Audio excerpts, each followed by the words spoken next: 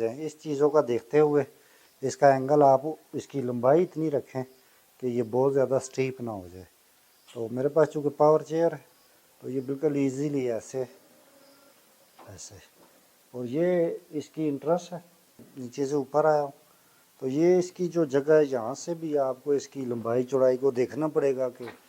ये इतनी होनी चाहिए कि ये तकरीबन व्हील चेयर आपकी मुड़ सके। उसके बाद ये इंटरेस्ट है। तो फ़िलहाल मैं आपको एक अपना उतरने का बताता हूँ कि जब भी आप आते हैं ये, तो अब ये एंगल आप देख रहे हैं, अगर आपको डायसर फ्लेक्सिया होता है, ऑटोनोमस डायसर फ्लेक्सिया है कि आपको झटके लगते हैं ट्रिमर्स वगैरह या कोई भी ऐसी चीज़, या आप बेल्ट नहीं यूज़ करते व्हील चेयर के साथ, तो फिर आप कोशिश करें कि स्ट्रीप पे जब आएँ तो इस जगह से आप ना बिस्मिल्लाहिर्रहमानिर्रहीम पढ़ के ये जब उतरे ना तो फिर एक गो में ऐसे उतर जाए,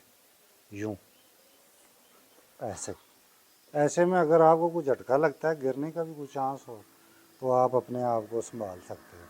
जब आप रास्ते में रुकने की कोशिश करते हैं तो फिर एक उसका स्टीप भी होती है ऊपर से, फिर